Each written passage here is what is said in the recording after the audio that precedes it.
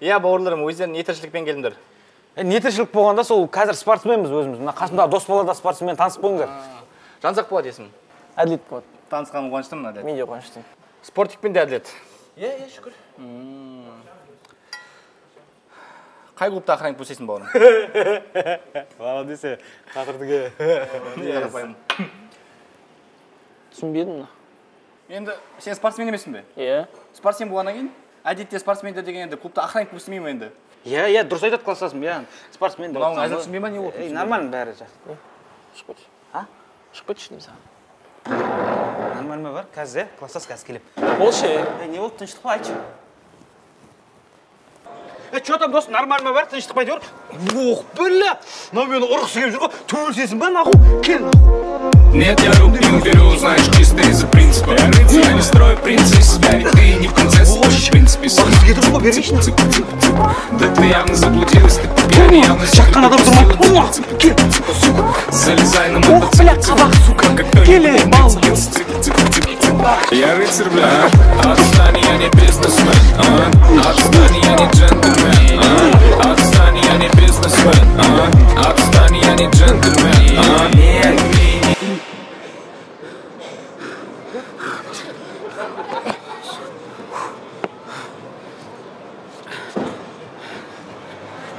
Жігіттер, ұят қайда? Қойсаңда ше, бауырларым. Ана үстіндегі туға құрмет қайда? Сен я, қармақшыда жүрсің ба, бұл саған ауыл ма? Ішінде Түркиядасындар ғой, қазақ пен қазақ қырылғаны бұл. Ұят, бауырларым.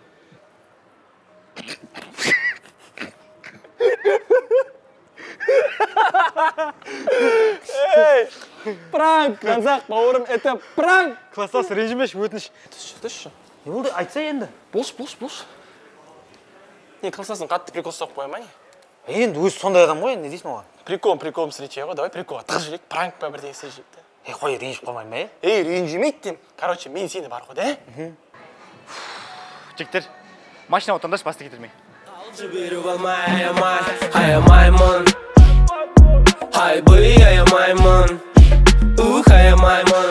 Ал жігіттер, үй осы енді. Кірінді. Елманда әділет, мерей. Қарапайым Стамбулдың төрінде осылай отқансың ғой, короче. Не жейсіңдер, шай, май, құм, шекер, әрі бері томи жері жігіттер. Ебан, видите, ритм. Ебан.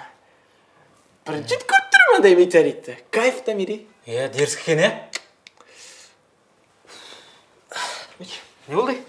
Ішім ауырып кетті. Брат, туалет қаяқта сіңер, Кальдордың шетінде. Давай. Болды. Кластас, әңгіме айтсай, что там үндемей қапсың ғой соңғы кездері? Бумаг бар ма? Білмеймін, көрсе сол яқты. Кластас жүрсек, әңгіме айтайық өзіміз. Мына үйің қанша квадрат метр негізі? Қарапайым 200 метр ғой орсын. Ойбай, сұмдықсыңдар ғой, Мен кезінде папаға айттым, Мұхтар дедім. Басың істесем, мынандай бір үй абалайық дедім ғой. Бас істемеді ғой, айтып, Турцияда жүрмейміз бе, сен құсап, балқып, шалқып, Ол, бауырым, балқу деген олай болмайды, бауырым.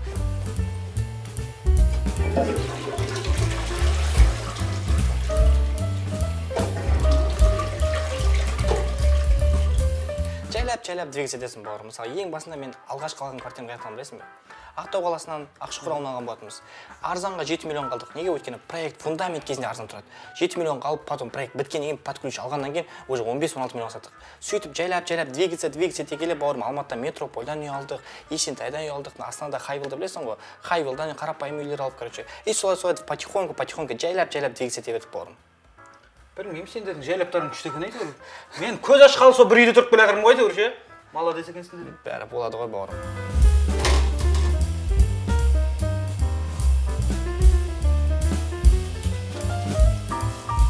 Мынау не, шкаф па?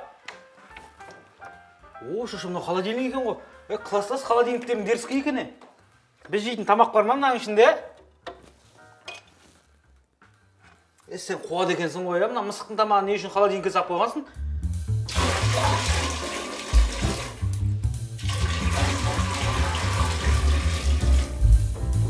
Мысықтардың мынандай тамақ жейтін болса, біздікілер диетада десе, біздің мысықтар байғұс. Сіз бермей-ақ қойыңыз, біз өзіміз жүре береміз дейді ғой.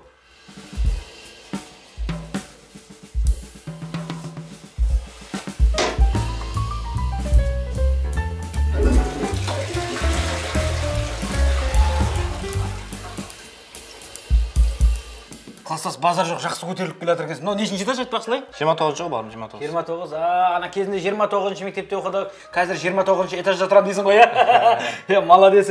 Келсе класстағыларға бір видео түсіріп жіберейік та. Класстағылар қараңдар, мен кім тауып алғанымды, класстасымыз ғой, баяғы танисыңдар ма? Кете тұш, брат. Телефон сөйлеспеймін, брат. Болды. Базар жоқ көтеріліп кетті, класстасымыз кәдімгі көріп риза болып отырмын, жігіттер, даже не представляете.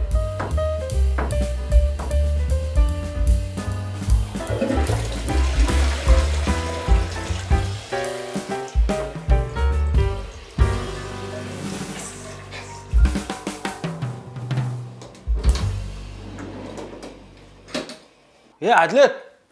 Ау. Не арқан езіп отырсың ба? Кел отыр мына жерге. Болдым. Мына қара, Ё-моё, мына тістелген алмаға қарасай. Не ол? Тістелген алма. Не ба, берей?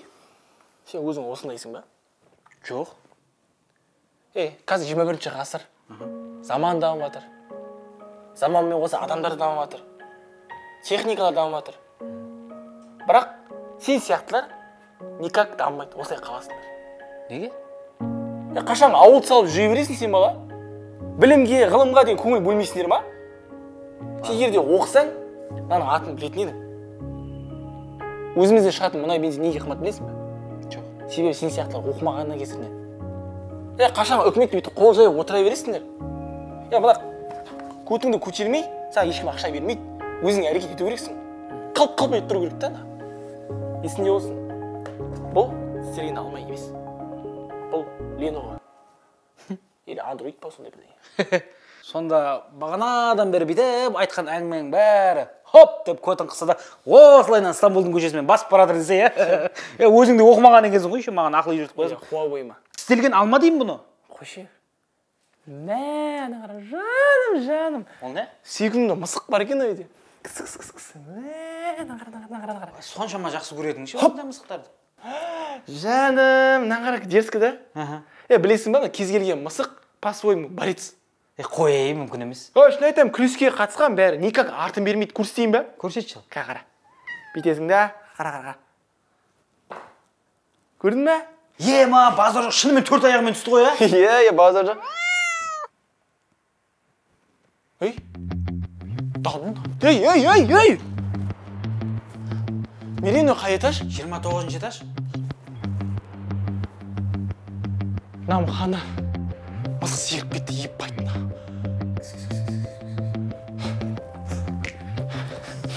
Без бали болды. Жақсы екен, Тістелген алма осы ғой, тістелген алма сияқты мен. Тістелген бола салсыншы. Сондай, Жіктер? Мышық көрмеді ме? Мына үйде бір мышық бар еді. Жоқ, қандай мышық болуы мүмкін? Біз көрген жоқ. Сен көрдің бе мысалы мышық? Мен көрген жоқпын, ол мысық болатын болса, былай жүреді, құлағың естиді, көзің көреді. Мысалы біз екеуміз көрген жоқпыз мысалға, оның бәрін бірге қарап. Сен өтірік айтып тұрған сияқтысың. Қайда мысық? Мысығың сен секіріп кетті. Мяу. Секіріп кетті? Қалай секіріп кетті білейік? Өзімен өзіні. Бастарыңыз тимаңда, қымбат мышық емес па жігіттер нахуй, натуре? Қымбат мышық емес па, ебать, пацаны? Сенің арманың да қымбат қой мышықна. Қойшы, 32 мың теңге тұра ма не? Қайда 32 мың нормальный сумманы айтып тұрмын мен саған көрсін. Шотландский мышықна. Ладно, ақшасы қойнана. Просто қатын жақсы көретін мышық еді ғой, ебать, жігіттерна. Қалай сүдірем қатын ғана? Как идет? Evet. Toplantı diyorsun. Tamam, geliyoruz birazdan. Bekleyin lütfen, ayarlayacağız. Her şeyi ayarlayacağız, tamam mı? Tamam, hazırlanıyorum. Қара, мен қазір деген бизнес встреча болатын астыда да, конференция румда боламын. Бля, жігіттер, қайдан тапсаңдар да маған пұх. Тауып қойыңдар жігіттер, натуре. Кездесуден шығам, сосын тауып қойыңдар жігіттер, түсіндіңдер ма? Бол, класстас уайымдама, тауып қоямыз, Все, жігіттер, күтемін нахуй. Қайырлы күн, әріптестер. Кешегі Лига чемпионы матчына берген отчеттарымыз. Дайынша, да? Отчет айтпастан бұрын сіздің кешегі ісіңіз мені таңғалдырды. Себебі кешегі Лига чемпионовқа берген 6 коэффициент ординарыңызды Қазақстанда ешкім жасай алмайды. Мына шылпақтардың барлығы сіз үшін. Әріптестер, мен де өзім разымын сөзін шыны керек. Но прежде чем что-либо сказать, я бы хотел бы отметить 3 правила игры РБК, известного миллиардера. В чем утверждается правило? Первое правило. Всегда надо работать на больше, на 10 раз минимум больше, чем твои коллеги по цеху. И, конечно же, по результатам. И по объемам. Класстастан ұят болды бірақ. Шынымен де. Бағана анау төбелес, жаңа мынау мысық. О мысық ше бір бәле тау болу керек. Тірі болғанда вообще жақсы болып кететін еді. Табарымыз ғой. Ол тірі емес сияқты.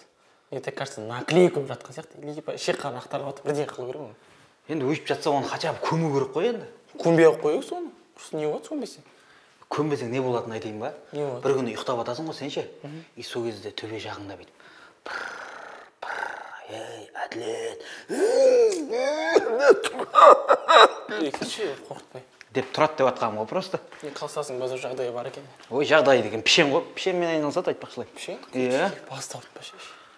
Второе правило.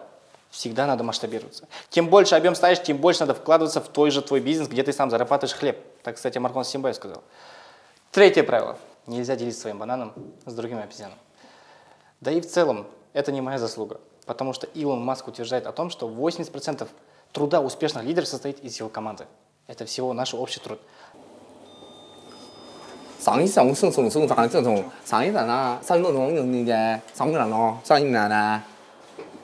жігіттер қазақ емессіңдер ма? No. Қазақсыңдар ғой, түрлерін айтып тұр ғой. Не жасырып тұрсыңдар? Біздің мысық ұқсайды екен да. Иә, аздап ұқсайды, көрші сен. Братан, біздің мысық еді да. Сендер мысықтарың ба? Иә. Мен төменге түссем, көз дедім. Көз дедім. Алдым. Жоғалып қалған мысықты үш рет айқайласаң, егесі шығар дедім. Мысық кімдікі дедім. Ешкім шыққан жоқ. Өздері немен айналысасыңдар? Жалпы біз ба? Иә. Жалпы спортсменбіз. Спортсмен? Иә. Вау. А сен немен айналысасың? Кішкене былай айтыңызшы. Спортпен ғой менде. Вау. Өлі аға әріптеріңіз ұзарып бара тұр ғой мен ұстаған сайын. Жалпы сізде немен айналысасыз? Мен өзім модельмен айналысамыз. Стилист біз. Мына шляпа менің шәкіртімдікі. Бұл да шәкіртіңіз ба? Аха. Артынан кейін сарым. Біз братан рахмет жүре берейік, ә? Кетіп барасыңдар ма? Иә, мысық бәле болды. Апарып тастап, иә. Жігіттер. Ау. Ол не дейді? Ақша ма? Ақша бізде жоқ. Ақшалар жоқ болса, басқа варианттар бар бізде. Кете, қумай қайдағы барады, не айтып? Сол айтып. Жігіттер, конкрет айтып тұр, бергелдер. Не сендерге бетіңе күлік алған сайын? Ойлап тұрған шығарсыңдар? Мышықтан төменде жүр. Аш анау. Есті тақты, короче. Ашсам, намысық тұр. Алдым, сендерге әкеп беріп тұр. Ақшасын бердім де конкретно. Мен басқа мышық күтіп тұрған тұғым, пайды. Не сендерге бетіңе давай етесің? Некеңіз. Төменде болам, короче. Қалған әкеп жандар. Жақсы бірақ. Жеткізіңдер, давай. Хорошо. Аш есті. На такой красивой ноте я хочу закончить, потому что благодаря этим четким указаниям, четким принципам наш Назар Инвест является номер 1 аналитическим каналом в Казахстане. Да. Класстас, кешіріңіздер. Бір минут қабыл ма сені? Хорошо, бауырым. Класстас, в общем, саған дерзкий жаңалығымыз бар. Сенің мысығыңды тауып қойдық. Әділет өзі тауып алды мысығыңды. Жігіттер, таппай қойсыңдар. Әрине табасыңдар жігіттер. Ол енді олма жігіттер. Кеше Лига чемпионтан натуре нормально куш көтеріп алдық, қарапайым жағынан. И поэтому бүгін ішеміз, жейміз, кайфовый етеміз бауырларым. Жәкең өзі төлейді. Мына қуат екен ғой, не айтып тұр? Біз деген спортсмен емеспіз ба? Бізге ішуге болмайды. Тренер көріп қойса білесің ба не істейтінін? Қара, хук справа, хук слева и апперкотпен.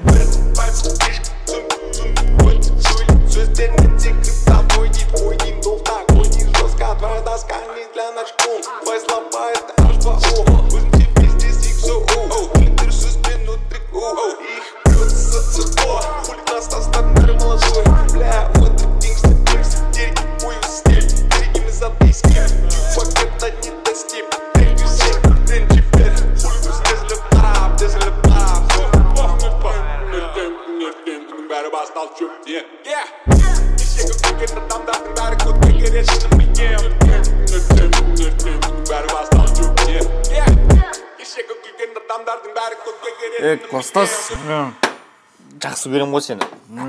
Жақсы көрем ғой. Мен класстасым ғой мен. Мен бұны жақсы... Сау үшін. Осы жаққа дейін келіп от деген бауырым. Осы жаққа дейін мені сыйлап, осы Түркияға дейін ұмытқан жоқпын. Келем? Неғып мен келмеймін, айтшы класстас. Мен Турция болсын, басқа болсын, келем? Класстас, есіңде ме? Помнишь, класстас, вот 9 класста. Күнде коржик алып беретінен ғой. Иә, мен 4 коржик алып берген ғой. Қапас болған ғой мектептен. Бәрін істеген ғой бұған. Бәрін істеген ғой. А қазір любой ойнайтшы, не қаласың. Надо будет керек болса айтайын саған. Коржик істейтін завод ашып берейін ба?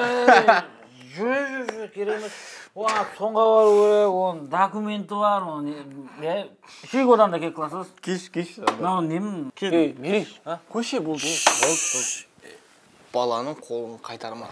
Енді көріп тұрсың ғой, мас болып қалған. Жемалып атыр, ішіп атыр, ұнап атыр ма? Ұнап атыр. Берекетті алма бұл. Ұнап атыр. Алма. Олай көкірек көрсетпей ақ қой өтініш, мен байқап жүрмін. Талай спортиктерді көрген боларым, сен сияқты. Талай теріс кідер, заряжен жіктер көрем. Я тебе по существу скажу, бауырым, да? Талай түрмеге отырып кетті, адам өлтіріп кетті, или здоровьесін беріп кетті натурина. Или вон там отрабатывает в клубах. Жіктер, бұл әңгіме болмайды, кек классынан ішейік. Кеш.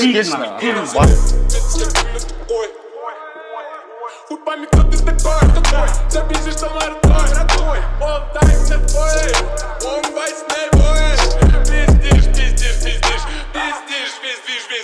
взглядом солдат, шикаром любав, Қысыз, есінде ме? Моля ханым, мөлдір. Есімде. 9-нің старыстысы. Сос қыз еді ғой. Тұмар еді ғой ұрсын. Сенің арқаңда ғой сол, білесің бе? Сенің арқаңда сол, сен себепші болып, үйгіміз жүріп кеткен жоқ бұза. Мен сындырып берген бұған. Айта алмадым мен. Чо там? Турчанка не дейсің, чо там? Қыздар, шақырайын ба? Любой айтшы маған. Чо там? Жоқ ой, шынды ма? Жақсы, қарапайым, құлыншақтар керек па? Ой, жоқ, брат, қыздар жоқ. Қыз керек па? Давай. Болды ғой, чо, какой базар, айтпайсың ба сөйтіп? Ана қыза шақырайын деп отыр ма? Иә. 2-4 Көп қойғамшы, жоқ деп отыр. Қайда? Алло, merhaba. Ne yapıyorsun ya? Nasılsın ya? İyi misin ya? Ya elhamdülillah oturuyoruz, koşturuyoruz ya. Hadi gelin misafirimiz olun ya. 2-4 var. 2-4. Şuradan. Tamam ya, eski Maslak'ta oturuyoruz ya. Hadi gelirsiniz, ararsınız, öpüyorum, bay bay bebeğim. Жаным айын, менің жаным айын, жақындарды баймалайын жаным айын, менің жаным айын, менің жаным айын.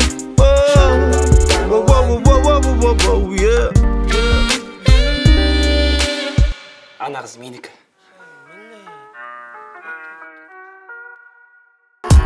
Сіз біздес психоз тұрайық, дәл осы жерден тайып тұрайық. Бізде чисто кет. Ассалаумағалейкум, Пантаре спортсменнің сүйікті тұрақты көрермендері. Сериал бізге де қызық болып бара жатыр. Егер де ұнаса лайк басып, подписаться мәзірін басып, комментарий әрине қалдырып кетіңіздер. Жігіттер, сондай-ақ менің сіздерге тағы да ескерткім келетіні, закрепленный комментарийда телеграм парақша болады, яғни бұл Жанзақ Инвест деген менің парақшам Қазақстандағы номер 1 парақша екенін білдіргім келеді. Ол жерде біздің кез келген қарапайым, любой қазақтың қарапайым жігіттері, ол жерде всегда на доходе, всегда ставкадан жыбы бетон ұтыстар алады жігіттер. Сол жерден жігіттер, мен қатты қуаныштымын бұл сериалдың мүшесі болғаныма, және де сіздерден де телеграмда күтетін боламын. Жігіттер, осы сөзімді жерге қалдырмайды деген үміттемін. 9 серия скоро бомба болады.